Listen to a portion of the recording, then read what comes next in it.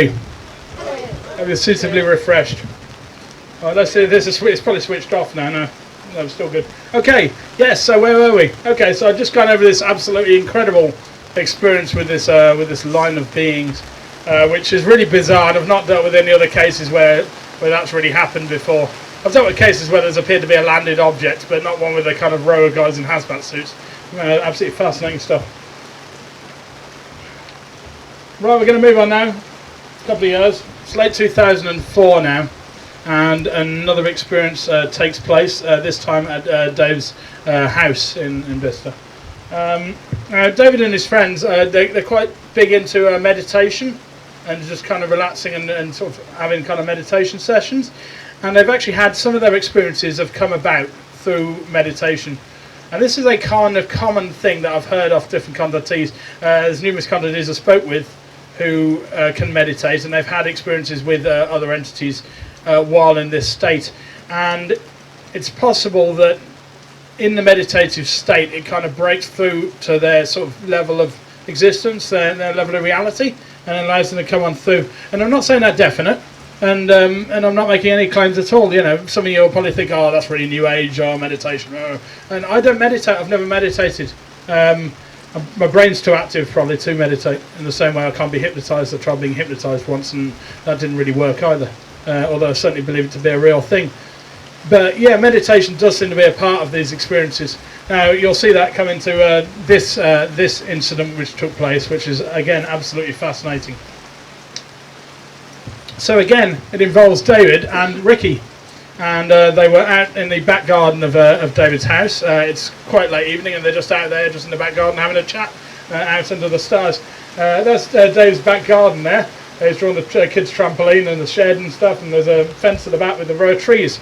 And all of a sudden, they see a craft comes right overhead in the sky. It's at quite a low altitude, and it kind of travels straight overhead. It looks almost like a kind of classic, old-fashioned, some would say, kind of flying saucer, with a sort of section on the top, straight edges, and then this base section, which appeared to have some sort of markings around it, which Ricky kind of noticed a bit more than Dave. But the craft essentially headed off into the background over those trees and appeared like it was going to come down to land. At that point, this kind of change in reality, this sense of change came over again.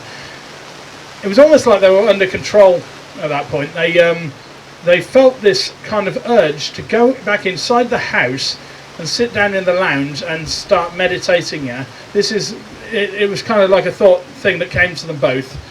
I mean, they've just seen a UFO just gone overhead and everything. I mean, most people would be jumping around, maybe calling the cops or whatever, but that's what they do. They step back inside, they sit down quite calmly in the lounge alongside one another on two sofas, and they sit and they start, meditating with their eyes open. Their eyes are open.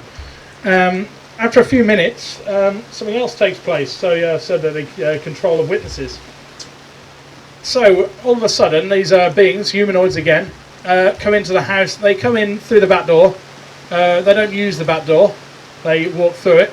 Interesting that they walked through the door instead of just walking straight through the middle of the window or something. Very odd. But they came in through the door, but they passed through the solid closed door.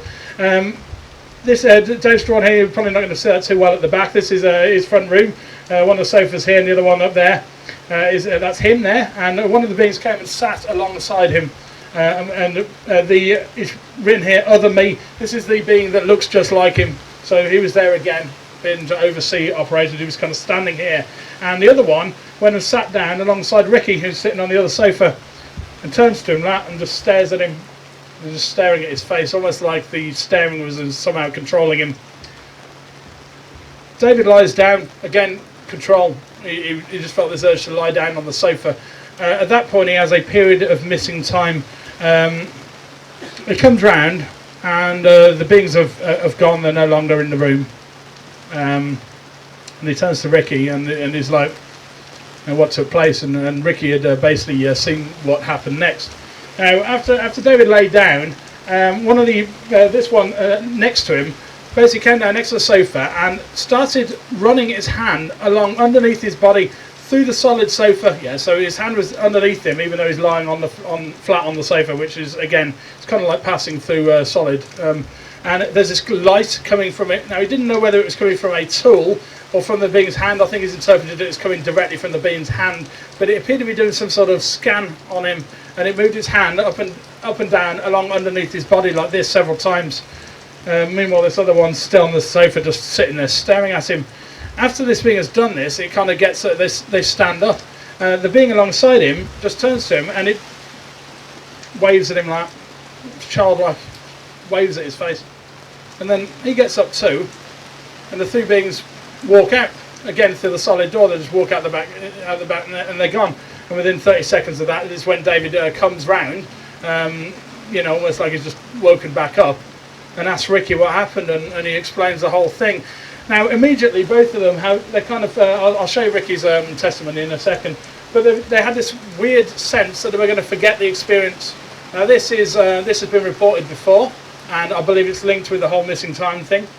I've dealt with an incredible landing case in the middle of Birmingham where the two individuals involved basically had a landing of a craft right in front of them, and after the experience, they had no recollection of it at all. It was blocked out completely from their minds for a period of about 4 years until it kind of one day came back. But that's another story. If you're interested in that, I can tell you more about that after the talk. But so they got this weird sense that they were going to forget the experience. So they both started talking each other through what had taken place, just to cement it in their minds, to make sure that, you know, they didn't all of a sudden be like, "What's happened here?" So yeah, they still remember it today and everything. So once they'd done that process, it seemed to cement it as a real experience. So yeah, they were doing this kind of meditation, so they were in a kind of altered state of perception, you could say, with this experience. And some of you may think, oh well, that's why it happened. That's why, you know, it's not real. It was just in their minds, and you can think that if you like, but it is what it is. You know. Here's Ricky's testimony of what took place. I was looking up, and a huge craft came overhead, moving really slow and not very high in the sky at all. I could see symbols on the craft and so much intricate detail all over it. It got so low I couldn't see over the fence anymore, but it looked like it was going to land somewhere close by.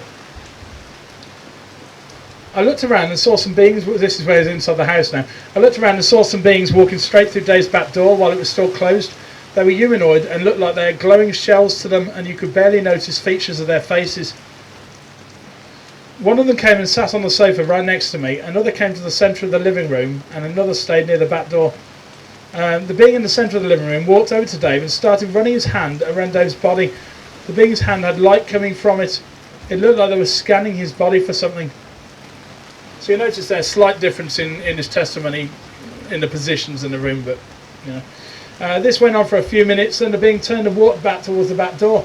The being sat next to me, then looked right at me and put a hand up and started waving right in my face. I smiled and watched them walk back through the door. It was quite a positive experience for him. A few seconds later, Dave sat up and looked at me and said, "I think we just had contact, Rick." I laughed and said, "Yeah, you think?" Again, this experience was completely collaborated by two individual people at different times.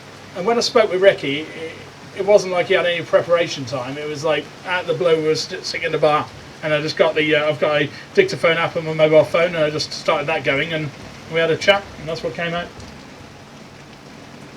So now I'm going to take you through another case which involves a sighting of a grey type entity. This is one occurred in 2007. So it was one night. Dave's lying in bed alongside his partner, and he wakes up in the middle of the night, and he feels that there's something wrong. Again, it's this change in perception, as I've talked about with the other experiences, very, very similar. He could sense that something wasn't right with the room. He starts looking around. He turns over in bed. So again, no, he's not paralysed. So he rolls over, and immediately he comes face to face with this little guy. This being is standing right alongside his bed. It's essentially a grey with large oval black eyes, and it's wearing this kind of hooded robes with a kind of hood up. I've heard of other contact cases where people have reported these beings wearing exactly the same clothing as that. And he said there next to it, woke up and this guy was standing next to bed on Haley's side, about 5 foot, wearing a hooded robe. I tried to grab him, but he turned and then disappeared. Yes, what happened was Dave was lying there looking at this being, and it was almost like the being hadn't clocked that he'd woken up. That's what Dave felt. He felt that this being was not ready to sort of, and it appeared to be, he didn't know what the reason why it was there, but it didn't appear to be wanting to interact directly with him. Maybe it was there for his wife, we don't know. But either way, he clocked it, and he's just looking at it, just lying down in bed, and he's looking at it for about 30 seconds, and this being is just standing there, not moving. And he decides he's got to do something. I mean, he's fully awake at this point. He's fully awake, he's lying there, this being is standing in the room. Well, most people wouldn't be happy with this creepy little guy standing in their room, really. They really would not. And he decides he's going to grab it. He doesn't know what else to do, really. He goes to reach out for it, and he just goes for it like that. And that exact second, as he does, the being reacts by backing and turning, and as it goes, it dissipates and it just fades away into nothing in front of him. Almost like it's passed into another sort of level of reality or whatever. He swears he was wide awake in this experience, absolutely. He did not go back off to sleep or anything. He got out of bed. I think he woke up his wife and told her what he'd just seen and everything else. Yeah, I mean, Dave's relationship with his family is a difficult one because he's had these experiences, and in the years following that, he's actually he no longer sleeps in the same room as his wife, and now they still live together. He's okay with me telling you this. I've already confirmed with him. He's all right. And this kind of highlights how these experiences can deeply affect families and everything. People joke about it and they think, "Oh, little green men, ha ha ha," X-Files and all that. Yeah. The reality of the contact subject, it properly affects people on a deeply emotional level. His wife was terrified by, there was another experience that happened after this one, which I'm not going to go over, but she woke up and again there was a being standing in the room. She saw it silhouetted there. She was well aware it was in the room. She blamed it on Dave, it being there, and his contact experiences. And she no longer wants to sleep in the same room as him, so he sleeps downstairs in the lounge in his house. And it's quite a difficult situation.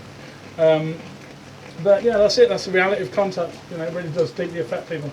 So yeah, he reached out for this being, so quite clearly he wasn't experiencing sleep paralysis because he was fully able to reach out and try to grab it.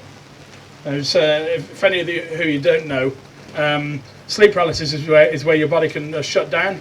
You can, when we fall asleep at night, we don't act out our dreams. At least most people don't act out their dreams. Yeah. The reason we don't all act out our dreams in the night time is because your muscles of your body shut down during the night when you get into a deep REM sleep, and that's when you dream. Yeah. Well, occasionally you can come out sort of semi out of that sleeping state. You can be fully aware. It's like you've woken back up, but only partially, and you find that you can't move. And this can be extremely terrifying. And usually you're either completely paralysed or you can move your head or eyes a bit, but not anything else. And usually when you try to scream, hardly anything will come out. It'll just be kind of like a rasping will come out. Now, in that scenario, you can see strange kind of shapes. You can hear sounds. You can feel like you've been pulled different directions. And yes, there is a very real crossover with contact. However, they are two very, very different experiences. In sleep paralysis, you never kind of actually leave your environment and go away to a craft. It all takes place in the environment you're in your room. So there are known scientific differences between the phenomena. That said, some people could have a contact experience as actually sleep paralysis, and they interpret it as contact. It's the difficulty that we have to deal with the subject. So yeah, I mentioned the instant vanishing of this grey being. Same year, it's 2007 still. This isn't a real photograph of David's arm, by the way, before you ask. That's just a representation that I put up there. So, yeah, hands up if you know what an alien implant is. Many of you will know what that is. Okay, yeah. So with contact, sometimes the contactee can find a small metallic object within them. Sometimes they'll have full recollection of that being placed in them, and then they'll kind of feel it underneath their skin. Or sometimes they can be placed in the bridge of the nose and then they'll fall out. They'll get a nosebleed and it'll drop out of them. These objects are not kind of miniature chipboards or kind of highly advanced alien tech that we have the evidence right here. What they are is a mix of earth metals, but usually in odd mixes that usually wouldn't exist in nature. Roger Lear across in America, he's now sadly deceased, but he did a lot of work in removing implants from contactees. Some of the things that they got on record with those implants were nothing short of stunning. They had one of them they took out of somebody was giving off emitting radio waves. It didn't have any tech. Didn't appear to have any tech inside it, but it was emitting radio waves while it was inside the person. They took it out of the person, and it stopped emitting the waves. Another one moved around under the surface of the skin. They actually saw it move. They went to try to grab the thing, and it actually moved up the person's arm of its own accord. These things, whatever they are, they may look like just random collections of metal, usually in a kind of circular shape, but they're clearly not. And it's something, I believe it's something that they're putting in to either track them or perhaps monitor body systems. Sometimes they appear connected directly to the central nervous system of the individual.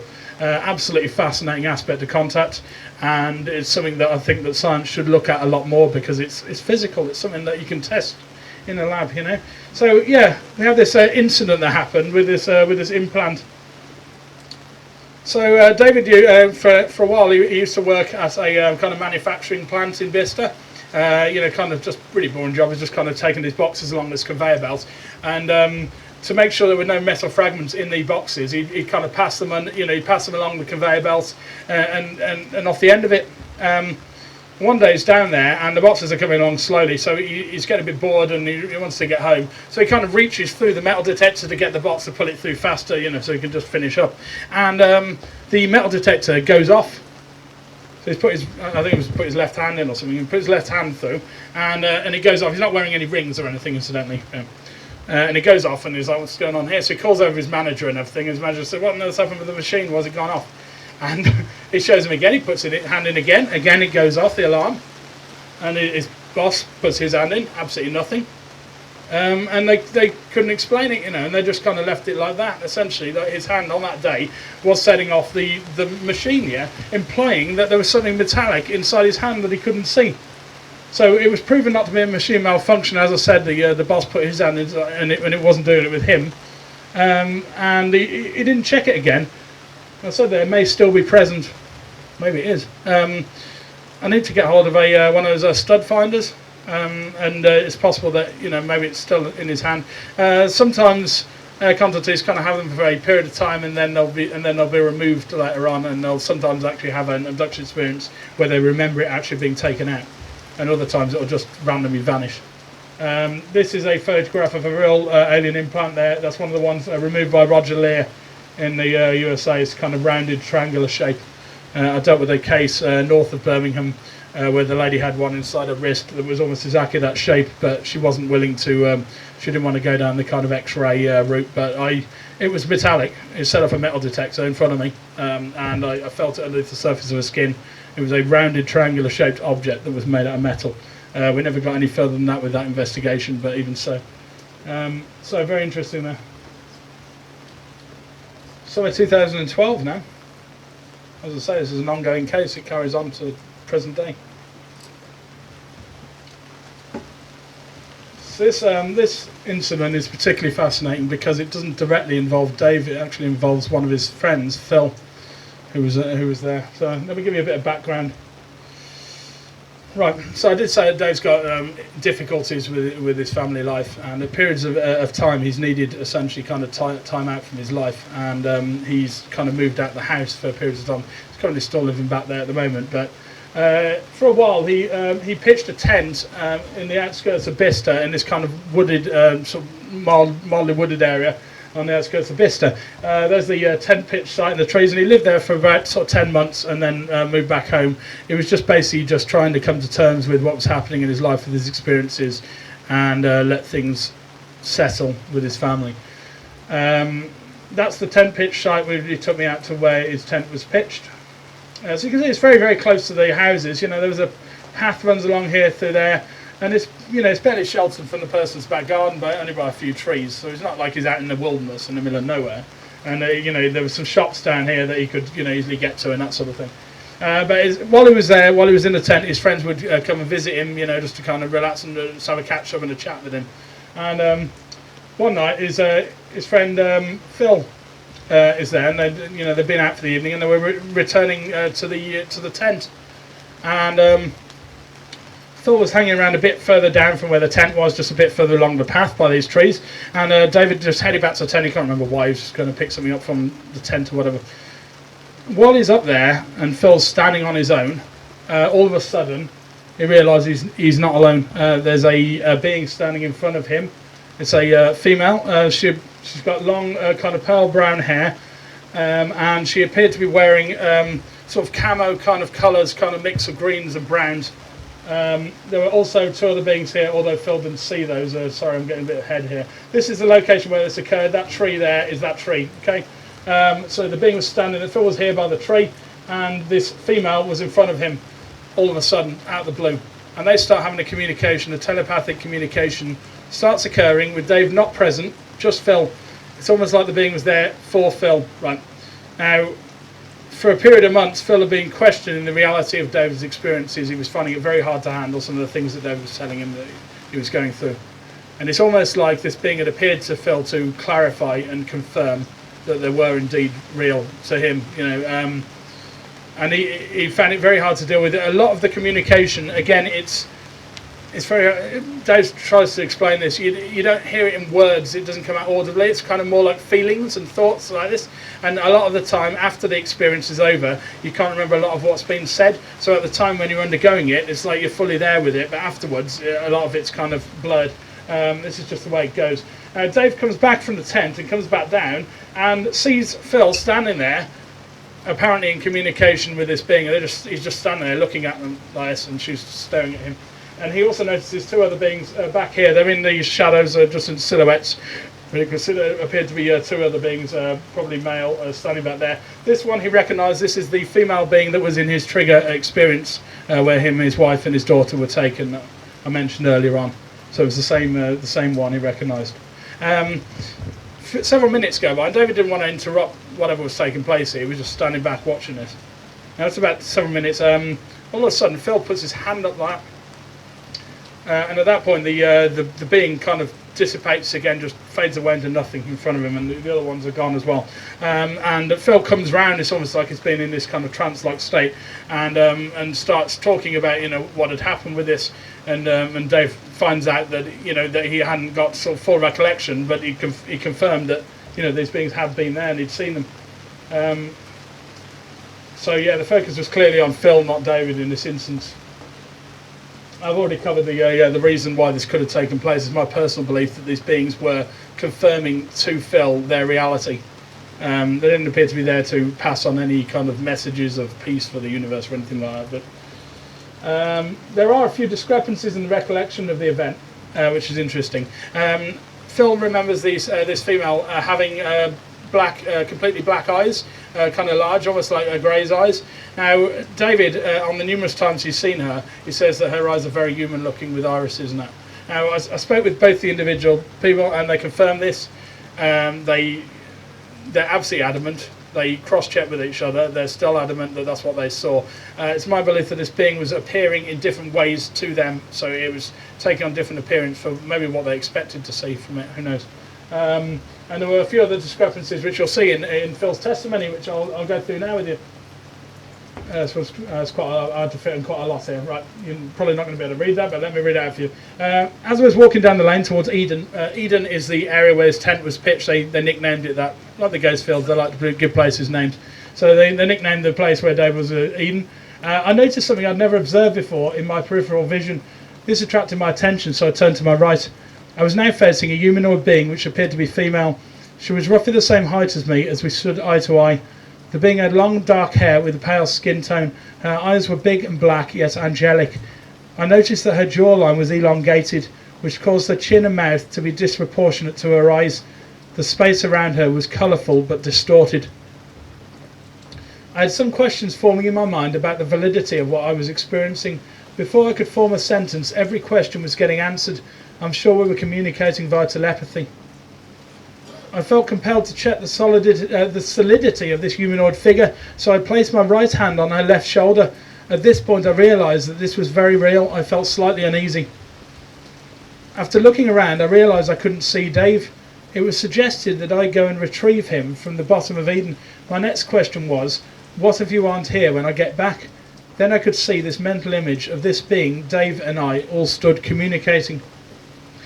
I asked if he wanted to say hi, so he went up to get David. In his recollection of what took place, he left the being and walked over to get David. Now, David's recollection, and don't forget that David isn't underneath this altered state at this point, he just feels completely normal. He walks back and sees Phil in communication, so there is this discrepancy, which is interesting. I asked if he wanted to say hi to this being I'd just met. Dave's personality didn't seem any different, and he agreed, so we continued to walk back down the lane. As we did so, David had already acknowledged the being as we approached. I didn't need to point it out. Once arriving back, we all stood in one another's company, not speaking. At this point, I became fearful of the reality I was facing. I raised my hand to the being, and then it disappeared. So that's what Dave saw. Dave saw the end of the experience, Phil raising his arm up like that. But to him, it made no sense until after Phil had confirmed what was going on with that. So it's an incredible experience there, and it's very interesting that the focus is one of his friends, not Dave this time. So you can see how this is affecting people in his kind of collective, not just him directly.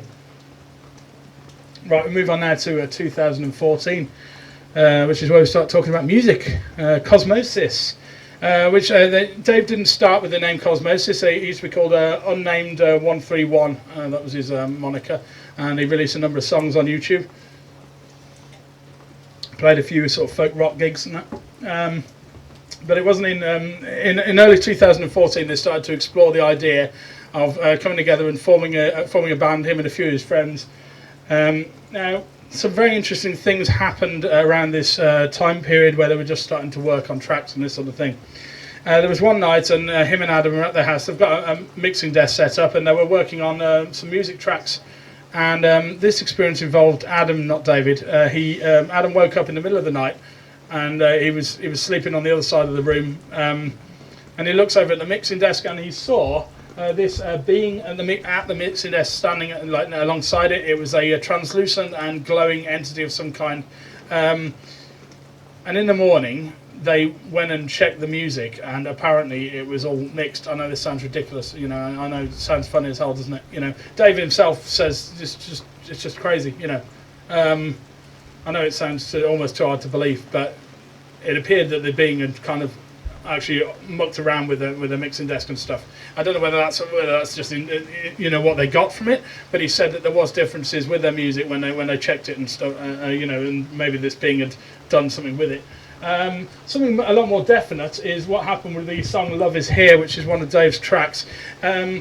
This song came about, he believes, directly from the entities he's in contact with, in all seriousness. What happened with this was he woke up one morning, and it was about sort of 9:30 in the morning, and his wife was going out, and he was just sitting there on the sofa, and Adam was supposed to come around later in the day for them to work on some tracks, middle of the day. All of a sudden, he gets really, really, really tired. He said he didn't feel ill or anything. It was just all of a sudden this kind of almost like sedated type feeling, and he drops back off, which he says is very rare. He doesn't usually, he just gets up and stays awake. When he comes round, he finds that about an hour's gone by, and it's now sort of about 11 o'clock sort of time. And immediately he's got a song in his mind. And he's not just got the song, he's got everything. He's got the lyrics, he's got the chords, he's got everything. It's like a song out of thin air. Immediately he goes and grabs a paper, he writes it all down, what's in there. It's coming out all automatically, so he barely had to even think about it. He's just writing like this, and he knows exactly how the song goes and everything. He takes it round to show Adam, and within the hour they've recorded it and got it down, and it becomes an actual song. There was no thought process where he was like, how's the next verse going to go or anything. It just flowed out of his mind. Now he personally believes that this song and its contents have come directly from the beings.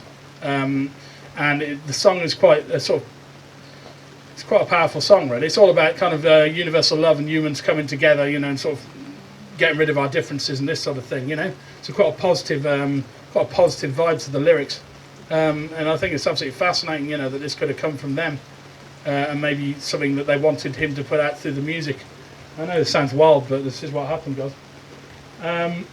There was another incident that happened within a week of that one. So they're still working on this album and everything, and every day they're working on the tracks. And one day they're in the living room. They're all standing there. There's Dave, Adam, there's Ricky, and there's their other friend Mark, and Elise, Dave's daughter, is also there. And they're all standing there, and they're just chatting about music and stuff and about what they're going to do with the album. and all of a